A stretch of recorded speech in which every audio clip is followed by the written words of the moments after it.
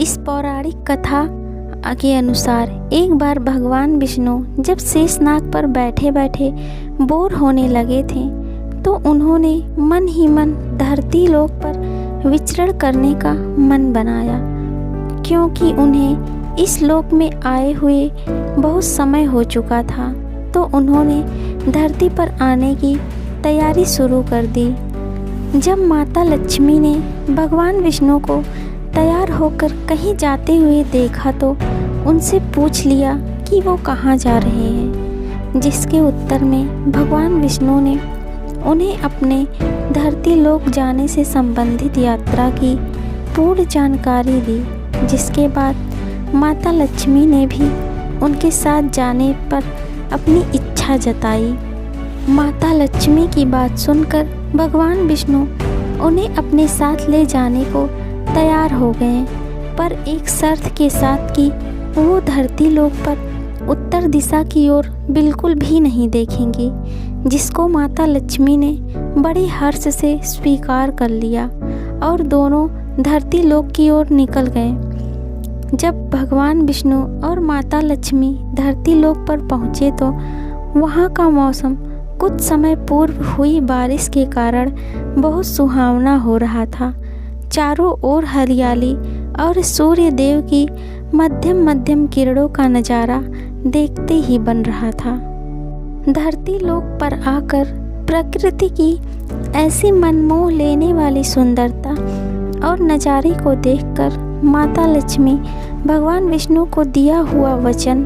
भूल गईं और उत्तर दिशा की ओर देखते हुए एक बहुत ही सुंदर और खुशबू से भरे उद्यान की ओर प्रस्थान कर गईं और वहां लगे सुंदर फूलों में से एक को तोड़कर भगवान विष्णु के पास चली आईं। जब भगवान विष्णु माता लक्ष्मी के हाथ में उस बगीचे से तोड़ा हुआ सुंदर फूल देखते हैं तो बहुत दुखी और क्रोधित हो जाते हैं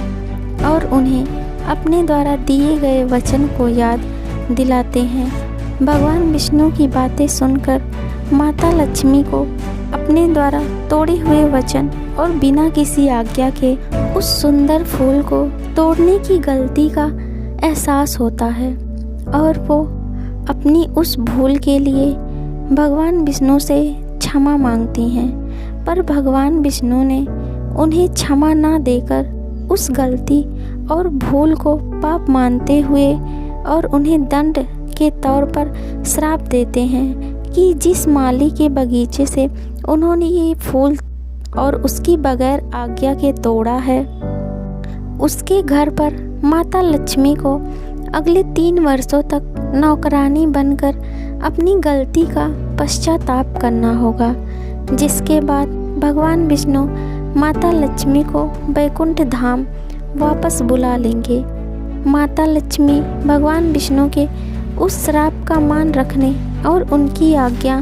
मानते हुए एक गरीब लड़की का रूप धारण करती हैं और उस माली जिसका नाम माधव था की झोपड़ी पर जाती हैं, जहां वो देखती हैं कि वो बेचारा माली उस टूटी फूटी झोपड़ी में अपनी पत्नी, 2 बेटों और 3 बेटियों के साथ रहता था। जब वो गरीब माली अपने दरवाजे पर एक कन्या को देखता है तो उस कन्या से उसका नाम और यहाँ आने की वजह पूछता है, जिसके जवाब में माता लक्ष्मी उस माली के प्रश्न के उत्तर में जवाब देती हैं कि वो एक गरीब और अनाथ लड़की है जिसने बहुत दिनों से कुछ भी नहीं खाया है। उस गरीब लड़की की ये बातें सुनकर उस माली को दया आ गई और उस माली ने माता लक्ष्मी को अपनी झोपड़ी में जगह देते हुए कहा कि वो जो भी रूखा सूखा अपने घर वालों को खिलाता पिलाता है, कपड़े पहनने को देता है, वैसी ही सुविधा उस गरीब कन्या को भी देगा। जिसके बाद माता लक्ष्मी भगवान विष्णु के श्राप का मान रखते हुए पूरे 3 वर्ष के लिए उस गरीब माली की झोपड़ी में शरण ले ली। माता लक्ष्मी के गरीब लड़की के रूप में उस माली की झोपड़ी में आते ही उस माली की किस्मत बदलने लगी। माँ लक्ष्मी के आते ही उस माली की अगले दिन से आय बढ़ गई, जिससे उसने एक गाय खरीदी और फिर धीरे धीरे उस माली ने ज़मीन खरीदकर अपना पक्का घर भी बनवा लिया और घर के सभी सदस्यों के लिए गहने, कपड़े और सुख सुविधा की सारी चीज़ें बना ली। वो गरीब माली माधव और उसका पूरा परिवार हमेशा ही उस गरीब लड़की के बारे में सोचते थे, जिसके आने के बाद उनकी किस्मत ही बदल गई थी। इस तरह पूरे 3 वर्ष बीत गए और एक दिन जब वो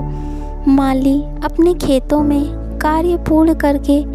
घर आया तो उसने देखा कि उसके घर के सामने एक देवी स्वरूप गहनों से सजी औरत खड़ी है, जिसको देखकर उस माली को ज्ञान हुआ कि ये औरत तो साक्षात देवी लक्ष्मी है, जो पूरे 3 वर्षों तक उसकी झोपड़ी में एक गरीब कन्या के रूप में रहती थी। वो तुरंत अपने पूरे परिवार को बुलाता है और माता लक्ष्मी से अपने द्वारा घर और खेतों में कराए गए परिश्रमिक कार्यों के लिए क्षमा मांगने लगता है। पर माता लक्ष्मी उल्टा मुस्कुराते हुए उस माली और उसके पूरे परिवार को अच्छे और भले लोग बताती हैं और पूरे परिवार को सर्वदा धन संपन्न रहने का वरदान देकर अपने स्वामी द्वारा भगवान विष्णु के द्वारा भेजे गए रथ में बैठकर बैकुंठ धाम की ओर प्रस्थान कर जाती हैं। Thank you. Please like, comment, share and subscribe. Thank you.